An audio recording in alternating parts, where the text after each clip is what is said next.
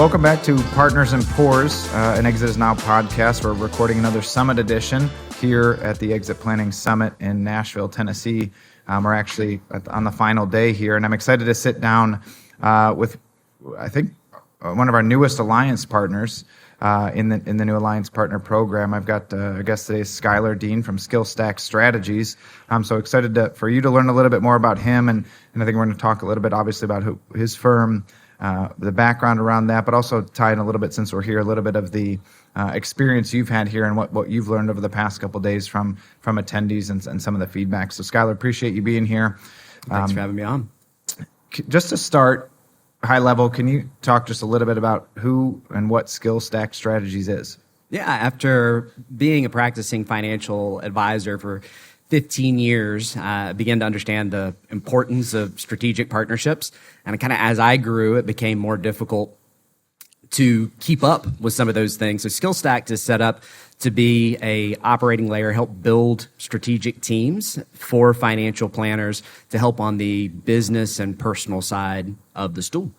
Okay. And you mentioned there that you were a financial advisor in the past. I know we've talked offline that you kind of wear multiple hats when you were working in that space at some of the larger firms. So can you talk a little bit about that, your background and maybe where you saw the need and how that's led to the development of the resource now?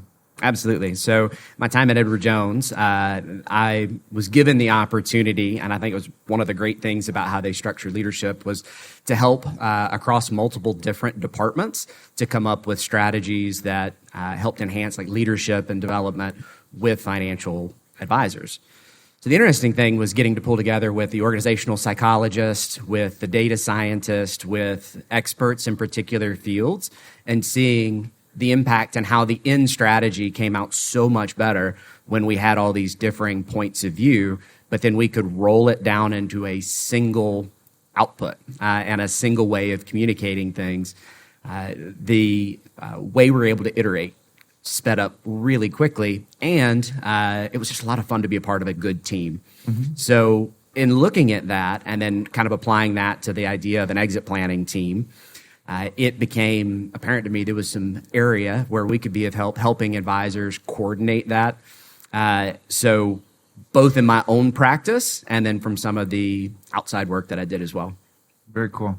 Yeah, and I think it's so important, right, in collaborations, teams, and inside the value acceleration methodology, right, a unifying language or framework so we're communicating the same way. I was actually talking with a number of advisors yesterday that it's so important to have the same language. As advisors, complementary advisors, we might be engaged with the same business owner client, and we might be saying essentially the same thing, but saying it two different ways. And even if we're defining the same thing, but in two different ways, that causes confusion for the business owner, right? And Absolutely. So is that one of the problems I think that this platform will help solve is a centralized kind of framework language, so we're communicating the same way?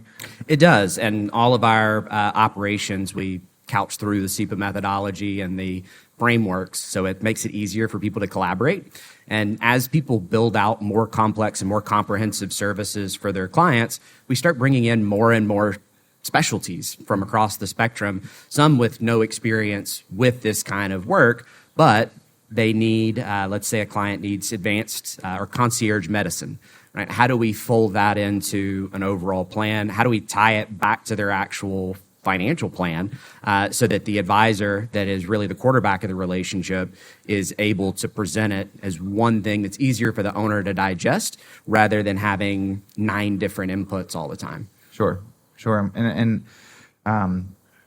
one of the things we were talking about as well is in the financial services space, as a financial advisor, wealth manager, we all want those $250 million, $100 million, those whale clients, right? And those are certainly out there, and they're great, but they're out there in such a small capacity when you compare it to the Main Street lower middle market businesses, right? Mm-hmm. I think it's 94% of businesses never make it over $100 million or $10 million in revenue, and those are still really good clients for a financial advisor. And where sometimes we see, I think there's a gap is on the support and the concierge, almost a personalized level of service, like a private client service for that size client, right? We're focused on the 25, 50, $100 million clients.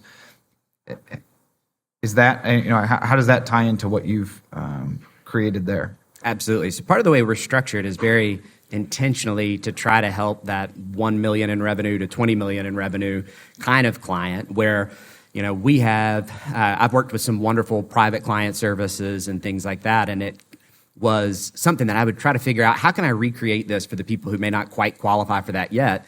And we would start spreading things out. And the problem quickly became capacity, coordination, and just spreading things a little too thin. So using modern technology to fuel humans, not to replace them, but to make it easier, we're able to have some professionals that have worked in higher market areas be able to come down and spend their time more effectively in helping smaller businesses so that they can grow to those higher levels where deals are more likely, multiples are way better as they get there. And it helps because if you look around the landscape, and I think the numbers back it up, there's been a tremendous number of independent contractors that have really great experience, whether it be as an executive with Fortune 500 or in another role, that have chosen to go independent. And just because they want to work for themselves doesn't mean they can't be a part of a great team. So we're able to connect some of those people and help connect them to Main Street where maybe it was out of their reach before. Sure. And I think another key thing that I've picked up is efficiency, right? I think, again, in conversations just here in Nashville, one of the things I've been hearing a lot is it's a capacity issue for financial advisors, right? And I think this model is maybe changing a little bit, but historically, right, it's a performance based, how the comp's structured. So early on, you build a practice around you calling your mom and dad, their friends, your friends, just getting any client you can because that's how you're compensated, right? But then you fill your book with small clients and accounts that still require the same amount of administrative work and support as a large client would in some cases, right? But then you go, okay, now I'm successful. I want to pivot and start focusing on high net worth, ultra high net worth business owner clients. But what do I do with all these existing clients, right? So long-winded way of asking, does this help solve for like that efficiency and capacity problem for advisors? Absolutely, it does. And that's our goal, right? And we're always trying to evolve. Right now, we're working with some different advisors and their advisors and doing studies. We're constantly iterating on it. I think it's already making a very big impact, particularly with that 1 million to 20 million range where, when you go in at the very first part of a engagement and you've just got to start collecting data. A lot of times they have data everywhere. Sometimes it's in clean format. More often than not, it isn't, right? So how do we speed that process up so that the advisor actually has clean business financials to work from? That's not always easy to get. Sometimes it can take a lot of time. So then we're doing that, and then we're able to pull in other data sources. Kind of our tool works a little bit like a deal room, but for clients. And the first thing that a lot of people say was, they're going to be a little complex. So a lot of our technology development has been around finding ways to make it simple and kind of an educational thing. We don't want our tools giving advice that still is better coming from humans, but it's a way of kind of facilitating and letting some owners do some self-serve discovery and download of the information. Just because as we go wider, that capacity issue that you're talking about is a real thing. And working with a bunch of advisors over the last 10 years, almost everyone cites that, whether they're working with business owners or not. And it's a few different things. One, it's exactly what you said. It's it would be great if I had just one niche, but I have these other people and I love them. I don't want to give them away or, I want them to get the great service too, but I'm one human being. And you can hire different support staff, but you don't have the specialty staff. And the more support staff you hire, the more time you have to spend as a manager. So Kitts just wrote a paper about it, the paradox, where over time, you hire to build capacity and you may actually just give the capacity back by doing other things. So the other thing that business or planners face at this point is commoditization. It's no secret. People have talked about just of the investment space alone. So they have to add more breadth. And that spins it out. I spent some time with an RIA in Lincoln, Nebraska last week, and they have 90 clients. You know what their biggest concern was? Capacity. And it's because they've added so much breadth, now they're having to manage it. So one place, one source of truth that people can work through, and it helps them be able to prioritize, right? So we can see, based on just some basic methodology, maybe where they should focus first, so that it helps the other teams see what needs to be prioritized when, and it gives the advisor an idea of where, cash flow and other things may be needed, either to reinvest in the business, or maybe we look at things and say, odds, we got to decide, are we going to try to grow to be big enough to earn a bigger multiple, or do we want to get efficient and start, funding a cash balance plan or a 401k or something like that? Sure. And so you've been at the summit in the past as an attendee. This is your first time here at the event in a sponsorship and partnership capacity. So I think maybe a little different level of certainly exposure and branding, but like in the way in which people are approaching you, interacting you versus walking through the hall. So can you talk maybe a little bit specific to this event, what the feedback's been, what the interactions was like, what some of the things, kind of maybe some of the key takeaways in your conversations with the advisors here? Yeah, is compared to the first couple of visits, one thing I've noticed is just the breadth of different expertise. So, everything from a variety of different tax mitigation and people approaching things from different ways, different focuses in M&A, different technologies. It's really exciting, very interesting to kind of hear the different ways that a lot of people, frankly, are trying to work towards the same problem, which is we have all these business owners planning on transitioning, and, we got to come up with different ways of being able to do it, because McKinsey put out that piece about the challenges a couple of months ago that had to do with I think they projected, maybe 90-something% of businesses would close without intervention. So that's something, seeing the different ways, it has my mind rolling through some different ideas of how to approach just from hearing it. It makes me excited too, because a lot of the folks were very interested on the service provider side and partnering with us to work in a team. Because even though a lot of people like working for themselves, there's something fun and empowering about working in a team towards one goal. Yeah. Can you talk a little bit more about that opportunity, right, for the service providers to come in, collaborate, become a part of the team? What does that process look like for anyone listening, that might be interested in pursuing that? Yeah. So what we ask our specialists to do, so after some onboarding and some interviewing things, make sure that everybody is going to work as a team. We do a DISC assessment, which is through TTI, just to get an idea of how everybody can work together. So the challenge with building these unique teams is that you have to often come together quickly because no one client's the same. You may need different things. The exciting part, once we have, let's say, a financial planner has a discovery meeting, they uncover that somebody needs some help in structural capital and human capital. So they would then, converse with us, schedule the Zoom, talk through it anonymously, not sharing any client information. We take it back to some of our strategic advisors. They help create a plan that is like, all right, here's how we could approach those particular things.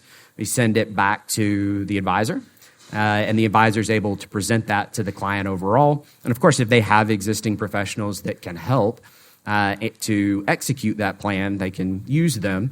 But more often than not, when we're able to come up with a very insightful, advanced type of plan, they're going to choose to use our professionals. So that's where, depending on the depth, right? We have some that, as they're on lower end of the scale, they can't afford a full fractional engagement at that point, but we can pair them with people with some expertise that can do it on a more flexible time schedule, particularly if through our platform it's a little bit more consistent, so it's okay to do smaller windows, and then over time as they grow, it can help potentially evolve into a full embedded fractional relationship.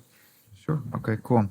And I think you make an interesting comment there, because one of the feedback I continue to get more and more inside of the EPI and SEPA communities is kind of tying back to that language framework alignment, right? Is a business owner might have an existing relationship with one advisor type, for instance, right? You're an advisor, you're the SEPA coming into them, and I'm the financial advisor. They have a good relationship with their CPA or accountant. They don't really want that replaced, right? I guess, how do you propose, how have you seen advisors navigate that challenge of or utilizing skill stack to say, hey, we've got this great team resource, family office style support, but we also maybe have to integrate with someone who's not on that side, that already has a relationship with the owner.